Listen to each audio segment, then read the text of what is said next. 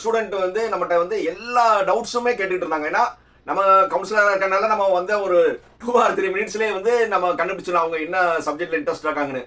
So medical ரிலேட்டடாக இன்ட்ரெஸ்டாக இருக்காங்க போது அவங்ககிட்ட வந்து நம்ம முடிஞ்சவரை என்ன சொல்லுவோம்னா, நீங்கள் நீட்டில் வந்து ஓரளவு வந்து நீங்கள் ஹை ஸ்கோர் பண்ணீங்கன்னா நீட் டைரெக்டாகவே சேர்ந்துருங்க. அப்படி இல்லைன்னா வந்து நீங்கள் ரிப்பீட் பண்ணணும்னு நினச்சிங்கன்னா நீங்கள் வந்து 720க்கு வந்து நியர் அபவுட் வந்து ஒரு 400+ எடுத்துட்டு இந்த தடவை நீட் கிடைக்கலன்னா அப்போ வந்து நீங்கள் நீட் ரிப்பீட் பண்ணுறதுல வந்து உங்களுக்கு இதாக யூஸ்ஃபுல்லாக இருக்கும். சும்மா நீட்டில் வந்து நான் பேருக்கு வந்து 60 மார்க் 70 மார்க் 120 மார்க் எடுத்துட்டு நீங்கள் ரிப்பீட் பண்ணீங்கன்னா என்னதான் ரிப்பீட்டர் இருந்தாலும் அந்த அளவுக்கு உங்களால சக்ஸஸ் பண்ண முடியாதுன்னு சொன்னா வந்து அவங்களால பொறுக்க முடியாது, அழுதுறாங்க. ஏன்னா அவங்க என்ன நினைக்கிறாங்கன்னா, இப்போ ஒரு தவறான மைண்ட் செட் எல்லாருமே வந்து இதாயிருச்சு. நீட்ல மார்க் குறைஞ்சிருச்சா ரிப்பீட் பண்ணுவோம்னு எல்லாத்தோட மைண்ட் செட் இருக்கு. ஏன்னா ரிப்பீட் பண்றது வந்து அவங்க என்ன நினைக்கிறாங்கன்னா, இன்னொரு ஒரு வருஷம் உட்காந்து நம்ம ஃபுல்லா வந்து 24 ஹவர்ஸ் வந்து நம்ம படிச்சிட்டோம்னா நீட்ல 720க்கு 980 எடுத்துருவாங்கன்னு நினைக்கிறாங்க. சாரி, அவங்க மனசு அப்படி நினைச்சுக்கிறாங்க. 720க்கு வந்து நாங்க அதுக்கும் மேல எடுப்போம்னு. இல்லப்பா, என்னதான் இருந்தாலும் ஒரு கிராஃப் இருக்கு.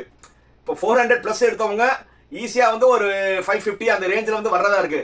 இந்த வருஷமே வந்து அவங்க நீட் ப்ரிப்பேர் பண்ணி ஒரு 120 130 இருந்தா நீங்க என்னதான் நீங்க எஃபர்ட் எடுத்தாலும் அதிகபட்சம் வந்து நீங்க 300 320 அந்த ரேஞ்ச் தான் போக முடியும். இதை வந்து நம்ம எக்ஸ்பிளைன் பண்ணோம்னா அவங்க என்ன ஆக மாட்டாங்க, குழந்தைங்க புரிஞ்சுக்கிற மாட்டாங்க, விடாப்புடியாக இருக்காங்க. ஸோ அதனால வந்து நான் மறுபடியும் வந்து எல்லாட்டையும் வந்து நான் என்ன சொல்றேன்னா, இப்போ நீட்ல ரிப்பீட்டர்ஸ் ஆகணும்னு நினைக்கிறவங்க உங்களுடைய நீட்டோட மார்க் பாருங்க. நீங்க 400 எடுத்துட்டீங்க, 400 எடுத்துட்டு இந்த தடவை கண்டிப்பா 400க்கு கிடைக்காது உங்களுக்கு தெரியும். அப்படி நீங்க இங்க 400 ரேஞ்சில் எடுத்தா மட்டும் நீங்க என்ன செய்றீங்கன்னா நீட்டுக்கு ரிப்பீட் பண்ணுங்க. இல்ல சார் நான் 120 200 210 இந்த ரேஞ்சில் எடுத்தீங்கன்னா நீங்க நீட்டை ரிப்பீட் பண்றதுக்கு நான் அட்வைஸ் பண்ண மாட்டேன். புரியுதா? ஏன்னா வந்து நம்மளும் எத்தனையோ ஸ்டூடெண்ட்ஸை வந்து நம்ம பாஸ்ட்ல பாக்குறோம்.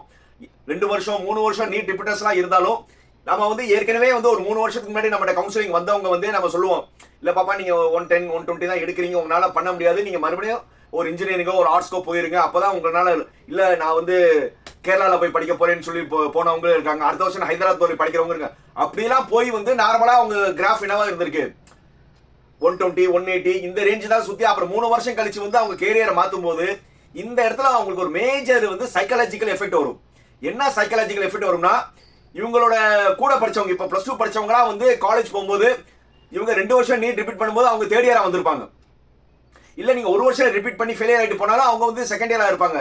ஆட்டோமேட்டிக்காவே வந்து அங்கே போகும்போது வந்து ஒரு காலேஜ்ல வந்து நீங்க வேற நீட்ல சக்சஸ் பண்ணாம நீங்க ரிப்பீட்லயே ஃபெயிலியர் ஆகி போனீங்கன்னா அந்த காலேஜ்லயே வந்து உங்களுக்கு ஒரு இன்ஃபீரியாரிட்டி காம்ப்ளெக்ஸ் வரும்.